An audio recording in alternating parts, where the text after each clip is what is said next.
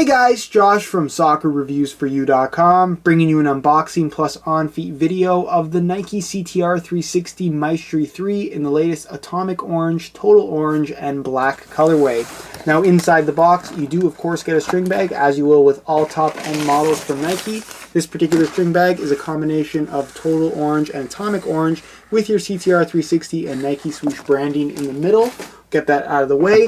Other than that, all you get inside the box are the shoes themselves. So let me get this box out of the way really quickly. And if you guys could take a second to leave a like on the video, it would be greatly appreciated. So here is a look at the latest colorway of the CTR360 Maestri 3. This was my personal favorite shoe of 2012, and it still is one of my go-to models when it comes to shoes that I wear when I'm not testing other shoes. Now, I realize that this is a shoe that has more or less fallen slightly out of favor because it has been around for a while now. It is technically the oldest model that Nike currently has to offer. A bunch of shoes have been replaced since the release of the Maestri 3, but in terms of quality, everything is still there, and this is still a great shoe, and one that I would recommend to people who are looking to either try out something that is a little bit more leather-like, or somebody who is coming from a leather shoe but doesn't necessarily want to deal with the hassle of managing and maintaining a natural leather soccer shoe. This is going to offer the exact same or a very similar high quality touch on the ball without all of that extra maintenance, and some features that are fairly unique to the Maestri 3, I should say. Now in terms of the color, you're going to get a combination of Atomic Orange and Total Orange, two shades of orange on the shoe that to me accent very, very well with each other.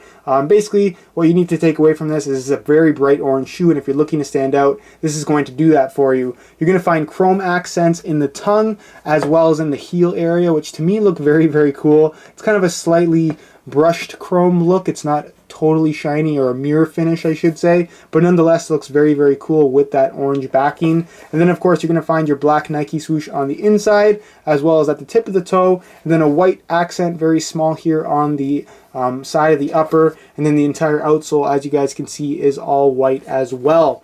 Now, in terms of tech specs, if you are looking for more information on the overall performance, be sure to check out the full written review on my website, as well as the annotation on screen to my playtest review I did last summer that will give you some more information on the overall fit, feel, and performance of the Maestri 3. Be sure to go ahead and check out those links.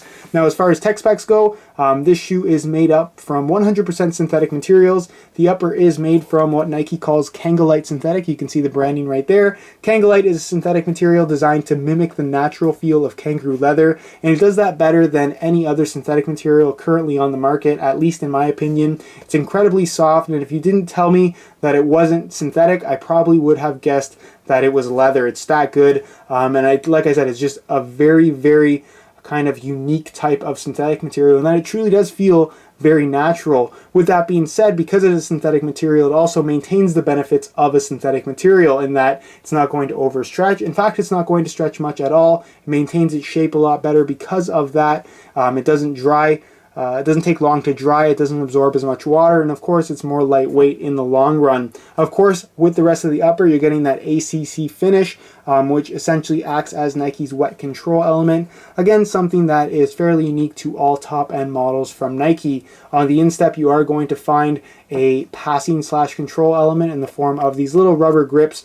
Basically, all it does is provide a slightly more solid impact surface on the upper itself, as well as provide a little bit of additional grip on the ball on that area of the foot. The lacing system is fairly unique in that the laces run on the instep as opposed to down the middle or down the outside of the foot. For those of you guys that are wondering, it doesn't get in the way when striking the ball. In fact, it feels very, very natural and allows you to get a nice clean touch on the ball here on the outside of the foot, and also makes for a very secure fit when you tie the laces tight. You're going to have about an average cut in the heel, so it locks your heel in very, very nicely. In terms of the heel liner, one thing that I did notice about this particular colorway is that it does not feature a synthetic suede liner. Instead, you get a smooth synthetic leather with those same kind of perforations right there. This isn't necessarily a bad thing in my opinion. The problem with the suede liners is that they tend to get a little bit hard and crusty after time, whereas this will maintain its feel after several months of wear time, and in my opinion is just as comfortable. The insole is fully removable, as you guys can see, features a synthetic leather liner on top, a little bit of texturing here going on in the forefoot.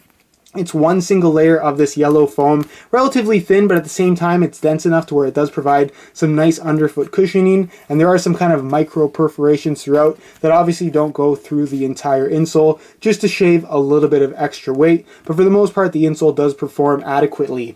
In terms of the outsole, there is no external plastic heel counter. It is an internal one, as you guys can't see, I should say. And then on the bottom, the sole plate is a very, very thin plastic material, but at the same time, it's nice and rigid. So you're nice and low, very close to the ground, makes for a very stable feel. And the stud pattern is also fairly unique to the CTR360 Maestri models. Basically, it features bladed studs on the outside and semi-conical studs on the instep. Basically, the concept here is that the bladed studs provide that grip, traction, and stability on the outside of the foot where you need it, whereas this kind of half moon-shaped studs on the instep provide a quicker release from the ground. So you're kind of getting the best of both worlds in terms of bladed and conical stud patterns, and the performance is definitely very, very good. Very stable, great grip, great maneuverability, and overall just a fantastic stud pattern for firm natural grass plane surfaces. But that's pretty much it as far as all the tech specs go for the Maestri 3, and next we'll move on to a quick weigh-in so you can get a better idea as to how lightweight these guys are. In terms of weight, for a shoe that's going to provide a more leather-like feel, the Maestri 3 is relatively light. So I'm going to weigh this pair for you today in real time. Keep in mind that this is a brand new pair in a size 9.5 US. We're going to throw it on the scale, and you can see that these guys weigh in at 8.3 ounces, which, like I said, is very lightweight for a shoe that's going to provide more of a leather-like feel, even though it is actually synthetic. So for the most part, if you're looking for something that's going to provide a nice cushion touch on the ball, but at the same time isn't going to weigh you down, the Maestri 3 is definitely a very solid option.